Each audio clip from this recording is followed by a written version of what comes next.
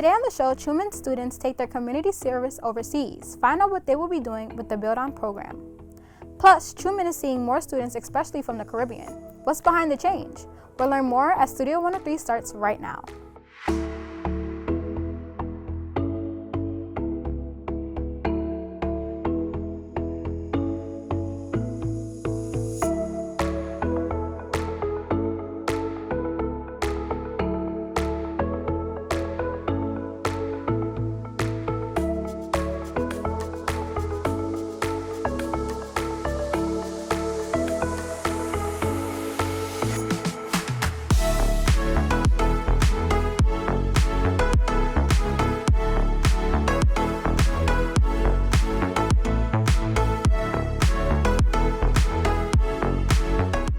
Welcome to episode 3. I'm Serenity Ingram. We all know community service is a big part of learning and growing as an adult. And one club here at Truman specializes in community service.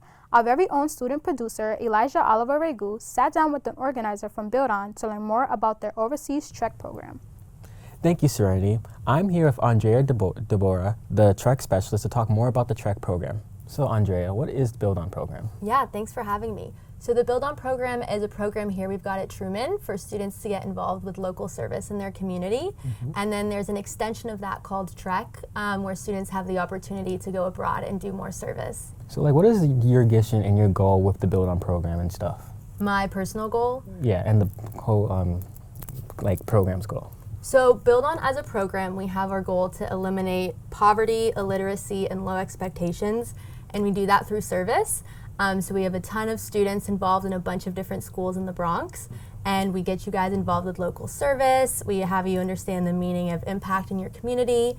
And then my goal, what I do as a Trek specialist, is I then take students who want to go abroad and I prepare them for a completely different cultural and immersive experience to be in a different country for about a week and help do service there as well. What kind of community service opportunities do you guys offer? Because I know you said you want to get rid of illiteracy, hunger, and stuff like that. So what type of services do you offer within the schools and stuff? Really good question. So we actually do services not only in the school, but within the community. So we volunteer at soup kitchens, local shelters. A lot of times we do park cleanups. We work with animals sometimes. So it really varies, whatever the need of the community is. And then when we're on Trek, the service we do is we're actually building a school for the community. So they're typically very rural, very remote communities in developing countries. And we go there for the week and we help with the first week of construction. So speaking on that, how was the whole Trek experience expired? What made you guys want to go to different countries, build schools there, stuff like that? How was it what inspired that? Yeah, good question. So our CEO and founder, his name is Jim. When he was younger, he was traveling through Nepal and he saw a community that was hosting a huge celebration for the opening of a new school in its village. And he was really inspired by that. He was really driven to continue that same goal. So when he came back home to the US, he started this program and it's slowly grown into something much bigger than we ever expected. And that's why we not only bring adults now on Trek, but we can also bring students as well. So for the Trek program, is it school specific, or is it for every school that's participating with the BuildOn program has a chance and opportunity to go? Yep, so we do it by region. So in the case of the Bronx, there's over 20 schools in the Bronx. Yeah. So we are all, every school is open to applications. Every student involved with BuildOn and that's qualified is able to apply. And you guys go on 2 different treks during the year. This year we're offering one in February, which is to Nepal, and then another one in the summer in August, which is to Guatemala. So those treks are gonna be a mix of all the students in the Bronx from all our BuildOn schools. Okay, so what is the experience of Trek is what is going overseas, helping to build the schools and all that stuff? What is it like for the students and adults who go? It's amazing. I think it can be really tough for some people, but overall I think it's a great experience. So I'll walk you through a typical day on Trek. Oh. So we get to the community and like I said, they're very rural, they're very remote. I always tell students, don't expect running water, don't expect Wi-Fi. And what we do every morning is we're on the work site helping build the school alongside the community. Then we have our lunch, we have our discussion groups, and then in the afternoon we do our cultural workshops. So the community actually organizes and hosts workshops for us every day on Trek. So we learn different things like cooking local foods, or we get to learn about the local music and art scene, which is very fun. So it's half service and half cultural integration, which is pretty nice, and it's a very unique experience, I would say. During that week on Trek, like you were talking about, like building cultural experience and stuff, like how is it like how is like the culture shock from like coming from the US, going to places like Nepal and Guatemala? Is it like a big shock, or is it like easy to like get into for like an average student? Yeah, so most students that I've worked with personally have actually never left the US. So it's absolutely an amazing first experience for them. We have so much fun. But being nervous and that initial culture shock is completely normal. I think the biggest one is the language barrier. We don't require students to know any of the languages of the countries we go to.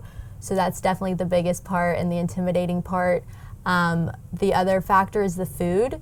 We don't eat anything crazy on Trek. It's a lot of rice and beans, but since students don't know what to expect, they get nervous.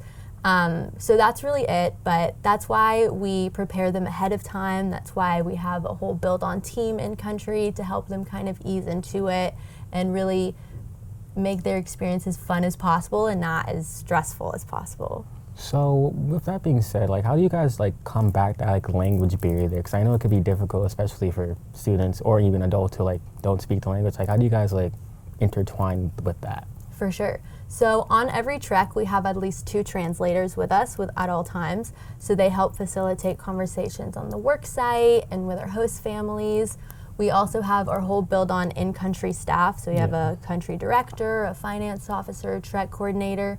They're all host country nationals who speak English and the local language, so they serve as unofficial translators as well.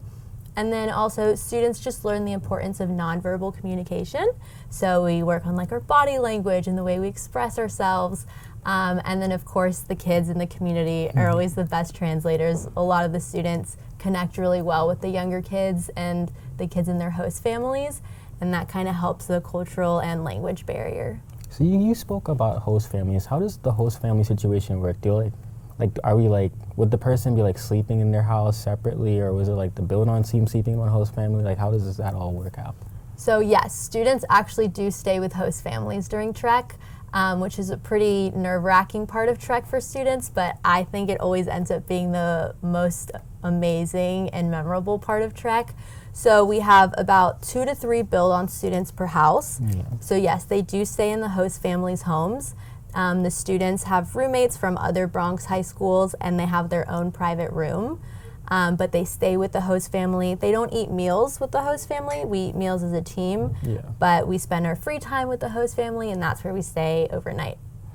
Okay, so what are like the requirements and the process to apply to Trek and stuff? Yep, good question.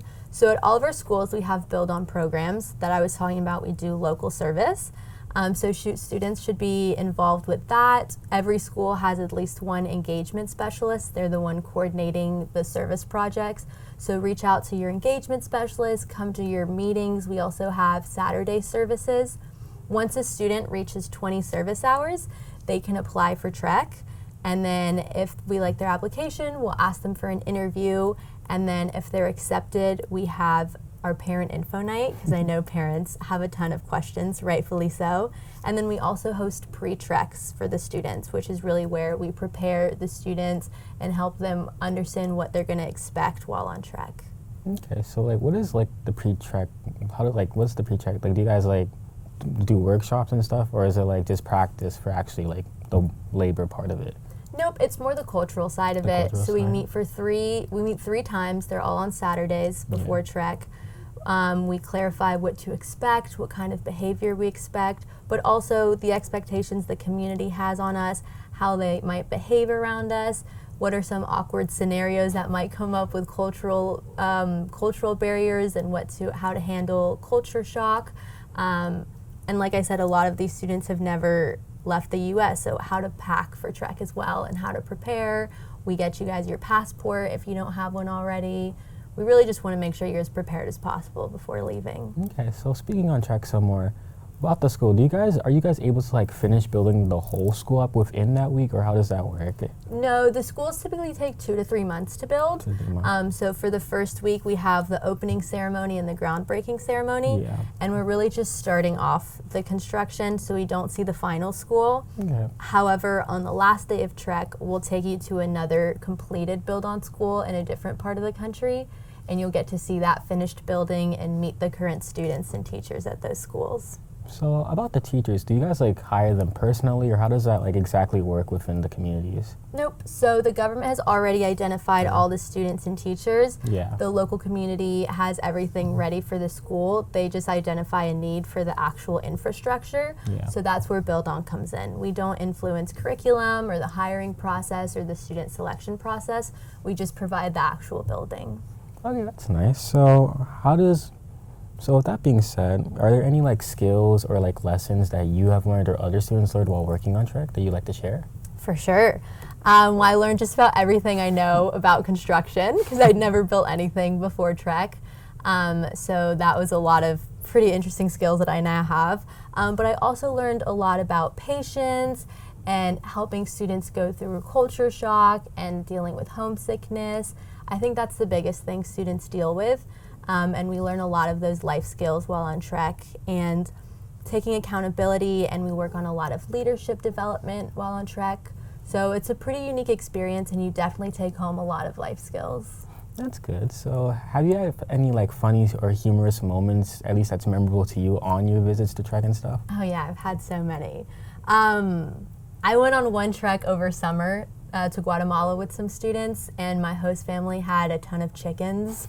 So every time we were eating a meal as a team, we would just be like surrounded by chickens and dogs, and we named all of them. So I feel like I have a ton of pets now in another country, which is always fun. So like, are you guys always visiting like the same places yearly for Trek, or is it like constantly like changing? Because I know you said you went to Guatemala for like the chicken story, and you're going to Guatemala again this year. So how does that work? Yep, so we have the same routine countries we go to, but we go to a different community every time because once we've gone to one community, they've already had a school, so we'll just go to a different part of the country the next time. Okay, and have any students like went to multiple Treks and got to see like the finished schools that they built themselves, or has that not happened yet? So as of right now, students can only go on one Trek during their high school career. But after they graduate, and if they had stayed involved with BuildOn during their high school career, they can apply to do the alumni Trek and go back on Trek as an adult. But it would be to a different community. Okay. So that's all the questions I have. Is there anything else you want to share about BuildOn Trek, applying to Trek, the requirements, anything else you would like to share? I would say here at Truman, we have 2 engagement specialists, and they're awesome. It's Lorette and Sharna.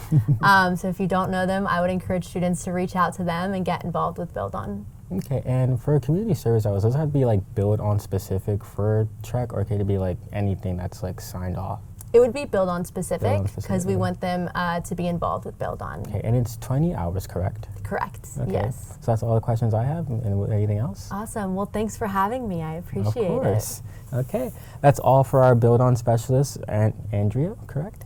And right back to you, Serenity. We're seeing a lot of new faces in the hallways of Truman this year, and a lot of them are coming to us from the Caribbean. Here are student producers Delon Francois and Jose Addison with more on that. Hey guys, welcome. We're here with Miss Palmer Mullings, and we're here with LeJean Allen. We're here to talk about the new students coming into Truman High School. Welcome, Miss Mullings. How are you doing today? I'm doing great. Thanks for asking. How are you? I'm doing lovely, Miss. Awesome. How you? And you, LeJean, how are you doing today? A little bit sick, but I'm okay. That's good. Jose, how about you? How are you doing today? Good, doing good. That's good. Okay, Miss Mullings. In the school. Mm-hmm. How do you feel about the school? When you're in the school, do you feel happy? Do you feel sad? What type of way does it make you feel? When I am at Harriet Truman High School, I feel like I'm with family. Mm-hmm. Most times happy, sometimes mad, sometimes sad. I mean, you go through all emotions as you go through with a family, but like a 99.9% happy at Harriet Truman High School. Yeah. So you're practically always busy. Yeah. You got to juggle a lot of stuff. Yes, it's a lot, but it's fun, right? They say when you do a job that you love, you feel like you've never worked a day in your life, and I can honestly say that's how I feel. LeJean, how you feel about Truman? How do you feel when you're in Truman? You know, I don't even feel like I'm out of place. I just fit right in. It's like home when I was in Jamaica. It's just like I transitioned into a place I thought I would have to fit in, but I'm already getting settled, you know. So I feel comfortable, happy most of the times. Happy most of the Yeah, time. So your first day you came into school, you just saw a group of Jamaicans. You were sad and you saw a group of Jamaicans and you was like, oh, wait, I don't fit in here. I'll be happy in here. Not really, because I'm not talking to nobody, but like I can say I listen a lot, so when I'm there and I'm in the classes and like probably 2 or 3 Jamaicans are there and they're talking and I'm like smiling because like I didn't expect any Jamaicans to be in the school, so I'm like, yo, that's actually good. So I'm not out of place or anything. Yeah. So you see, Truman is a very cultural school. You know, you could suggest it to everybody else. It is. Okay, so what was your reasoning for wanting to come here to Truman? So Coming to the basically, U.S. in general. The US, my mom always told me that this is the land of opportunities. Coming here, I would have a better chance at succeeding in life. And that's my mentality, trying to reach somewhere in life that I can make my mom comfortable, stop working. And Truman is a school that gives a lot of resources to build and to even start somewhere, because even as a student, we get all the luxury of all these rooms with all these things, you know. It's like, it's very fun and interesting. I love it here, and I would request it to anybody. But I found out based on like online base and from family friends, you know, because it was an option. There's a lot of school in the Bronx, but Truman was just the one. You feel me? When I came here, I went on a little tour, you know. Miss Parma Mullins was actually here. So yeah, it was great. It was a good experience, and that's online base. I seen the school Instagram page, and I said, you know, I see a lot of opportunities here, so I'm going to take it. I came in and I did my thing, and here I am today, you know? Yeah. Yeah. So, Ms. Mullins, I see you just gave his answer. He said there was some resources and stuff like that in the school that you'll give. So, what are the resources that you'll give to help the recent immigrants that come to the school? Well, it's easy to say what we do not have, but one of the things that we are very mindful of, and this starts with our principal, Carrie Alfano, is we take the students and everybody individual into consideration. We understand you're coming from somewhere hot, right? You may need something, you know, like we're not used to ice on our faces, right? So we want to make sure that even from the clothing you have, we know you're coming with supplies, even just starting with the basic stuff of book supplies. We know now this is 21st century, an iPad, so you're ready. And then just having the different resources, that the digital media program that we have, your culinary program, the library, you know, business, computer, just always staying on the cutting edge and just making sure that whatever our young people need, wherever they're coming from, that they're satisfied. Having a cultural club with Mr. Manzano, having the Crafty Hands Club, The you know, Caribbean with the Caribbean Club, the African Club. It's just making sure that we understand that we're diverse and just making sure that everybody feels like everybody belongs. So, Miss, that's lovely. LeJean, about everything she has said there, which one of those things interested you the most? Which one of these programs or activities that interested you? I feel like the media crew and the sports club as well. I am a very big person in communication, but I feel like joining the law firm club upstairs is too much for me. I'm not ready for that, you feel me? But as for what she said, there's a lot of great choices here for students or kids that don't know what they want to become when they grow up or leave school, you know. And I'm still figuring out what I want to do as a student, but I've got a lot of time left, so I'm not worrying. And as I'm here with cameras in my face, and I'm here with students that is looking at me, and you know, I'm seeing a lot of things that I would be interested in. Same like how sports got me all riled up. I can't wait till the spring to come back so I can go play some soccer outside. But I got to just give it time and settle in some more. Yeah. That's good. Miss Mullings, I ain't gonna go into this question thing. We came here to have fun. We came here to be happy. Miss, you know there are some of us here that can't really speak English. You know, Jamaican speak. We have our different patois dialects. My patois is Dutch and French. Your patois is just, I don't know how to explain it. The dialect. Your patois is like that. So what are some things you have in the school to help us better understand people? Because the first day I came here, right, I wasn't speaking. I only spoke English to you and some other people, but because since my English wasn't that strong, I was speaking another language. What are some stuff you'll have here to help with that? Well, Dr. Frantova, she's the ENL. She's the assistant principal in charge of ENL, and she's just phenomenal. Like, she makes sure, she'll tell you, I think there are over 50 languages. We make sure there are translations for every language, the technology to assist. So if a teacher, we have translators. If you don't have a translator, you have the device that when you speak, then it translates for you. So we make sure we have that. Even the foreign, the ENL hoodie that we have, like, my superpower is I speak another language, you know, what's yours? I'm gonna need and that. just, you know, just making sure that everywhere you go, you know, when we have our meetings with parents, there's translations, right? And so every corner you go into this building, you know, even having a staff member, you know, who can speak your language, that's also great. So there's somebody you can go to from wherever, the Caribbean, from Europe, from Africa, you know, in America. Yeah. Anywhere you can go, you can find an adult that you can identify with. And that makes a big difference when you can say to a student, "Wagwan," and they're like, "Oh my God," you know, like, I feel like I'm at home, or I feel like, okay, I'm nervous because, as you said, my English may not be the perfect English. Yeah. And sometimes you're trying to speak and you're like, are they going to understand me? But when you say "Wagwan," then you can be like, oh, she can understand what I'm saying. Yeah, right? I'm very afraid of that because, like, I didn't expect anybody to when I'm walking always with my cousin, I'm like, yo, I'm talking Jamaican, and it's like, I'm seeing people looking at me and like they're shaking their heads and smiling like, you know what I'm saying? Why? Like, that's not supposed to happen. But you know, it's cultural and they're experiencing that, yo, not only here you can have fun, but even outside. Yeah. So that even give people inspiration. Like the students some of them wish to go to Jamaica or the Caribbean one day to see like the background of all this like energy, you know, that they have. Yeah, so people would like to experience that. So I feel like the school it offers a lot. Even the teachers that have strong accents, let's say Dr. Benicio, Miss Richter, they understand you so fluently and they talk back with you. Yeah. And even the food too, that I just need to jump in, that like we also make sure that like even your food, right? Like even in the cafeteria they have beef patties in there, right? Yeah. We're having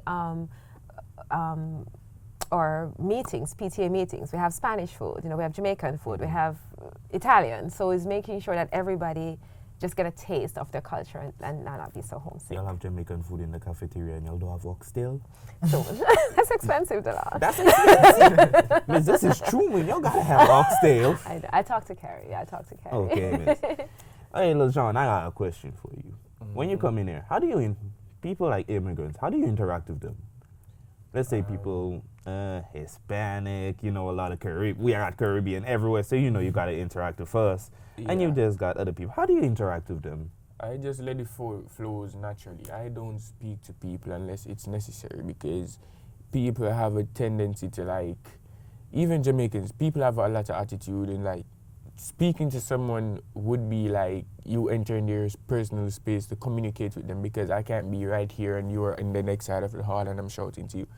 So speaking face to face with people, it's like, it's challenging to some people, you know, talking to them, talking back to you. They will feel a type of way even if you say something and they feel like you're offending them. But as for communicating with people, I feel like there are a lot of nice persons here at Truman, like make you feel comfortable, especially the teachers. They're very chill. I was surprised. I was very surprised, but that's how it goes, you know? That's what Truman offers, teachers that helps. And one other thing I love about this school, everywhere in the classrooms, you got hand sanitizers, you got, like, I'm sick, and every classroom I go to, I just press wash and I go to sit down. You know, it's very nice, and they don't pressure the students. No, never. I've never been hearing a teacher pressures me. They are more to give you a push, because if they can see your potential, they're going to help you to reach the level of where your potential is at the maximum. And that's the only thing. And if you don't want to do it, then they just tell you, hey, it's your life. Because that's how it is in the real world. If you can keep up with the pace, then they're going to leave you. So you just got to be on the same page, bro, and simple as that. That's a lovely thing. I love what he just said. Miss Mullings, I got a lovely question for you. This is something you're gonna love. Oh gosh. Nervous. Go ahead. Miss, you know, Truman always have different activities and stuff like that. Let's say the pumpkin painting that happened, and there's the Thanksgiving Day. Miss, in doing that, right? Do y'all also support Caribbean communities? Do y'all go out to support Caribbean communities like that, or no? Well, we don't want to say we want to single out a particular community, because as you said before, there's so many communities that are represented here. So we want to make sure that every single community, and I know people say, oh, you're Jamaican, I look out for the Jamaicans. I do not. I look out for everybody, because to me, we all are here for a purpose. We all are immigrants. It's just that some of us are first generation, some have second generation, third generation, fourth generation, but we're all immigrants, right? And it's never easy coming into a new space, coming into a new culture. And so I think one of the things that we try to do is to be very mindful of all the cultures and to support all the cultures and all students coming in. Okay. LeJean, I got a question. One last question for you, LeJean. No problem. You know you come to Truman. Is there any things that have bothered you when you come to Truman, or is there anything that just you don't like about Truman so far? Don't like. No. So you love everything about Truman, right? Well, one thing, there's the vending machine is stealing my money. Like, they be taking all my money. I'm like, the first time I came, I was like, they probably give me back change. I put a $5 bill inside. When I pressed it, I got my stuff. Where's my change? Like, you said it was $2. I gave you $5. Where's the $3? You sure you didn't check the machine for your change? I swear. It was a security guard that came and pressed the button and they gave me back in silver. I'm like, I'm not going to do this again. Oh, so you did get it back, but it was in coins. Yeah, it was Okay, in good. coins. Okay, good. You know, I don't like, me personally, it's nothing wrong with silver or coins, but I just don't like carrying coins. Yeah, it's heavy. Yeah, I don't like it. So that's the only thing. Everything else is very good. The people are nice, the surrounding is very healthy, you know, something that fits in with everybody, you know, and that's the best part. Even outside, this is like a safe school. I'm leaving in the afternoons, I'm seeing police cars outside, like just there for no reason. Nobody calls them, they're just there to be protective and mindful of everyone. And even in the school hallways, the staircase, there are phones for you to call. So if you feel weary, you pick up the phone, you call somebody for help. I'm at this staircase. And, you know, easy to get around. I'm still juggling it. I just walk around and see the class numbers. But I'm getting used to it, you know. And that's what I like about Truman, and it's a very big school. The school is very large. When I just came here, I was like, I can't do this. I can't. But after a while, my body starts getting used to it. So I'm getting riled up now in the mornings to come to school early just to get with the program. Wow. But I'm thinking after a while, like after I get very settled in, like the teachers know me and stuff like that, I'm thinking like it's just going to be even better. Like even more, there is just going to be this warm, like how she says it's family. Yes. I feel like I'm going to feel that type of way too, but you know, that's what Truman offers, comfort and the safety, and I love that. Okay, Ms. Mullins, I got just one more question for you, and you'll be gone. Okay. Miss, do you have any, since you have been Caribbean students before, have you have any success stories about any Caribbean students who thrived here, or is there nothing yet? Oh my God, I have so many stories, but I'm going to start with the very first story. Just give you want a little something. I know, there's a time, and I try to wrap it fast. So when I was an assistant principal at a small school before, and then the principal, who was Ms. Sananasa then, she, when the math AP, because as the math AP was leaving, she wanted, interview me for the position. And so I had to go to a 3-part process where I had to meet with the principal, and then the assistant principal then came to my school, and then I had to come to this school, okay? So the first day I came, I was in the math office with the assistant principal then, Ms. D. Simone, and I'm there, and 3 students came in. And I remember the student came in, and he came in because he had missed the geometry regions because it had snowed out, and he came, for that. And she was like, "Hi, how are you?" And she's like, "Oh, the students like you." And now he was like, it made such a difference with him seeing a Jamaican, and then and he's now an engineer. Nice. And I have so many more, but time is up, so I'll stop. Okay. I'd like to thank both of you for coming here today, taking the time out of your busy schedules and coming here today. Yeah. And we'd like to conclude this episode of Studio One. We'd like to conclude this segment and send it back to you. That's it for episode 3. Remember, we want to hear from you. What would you like to see us talk about here in Studio 103? Just drop by here on the first floor or scan the QR code to send us your ideas. I'm Serenity Ingham, and we'll see you here next time.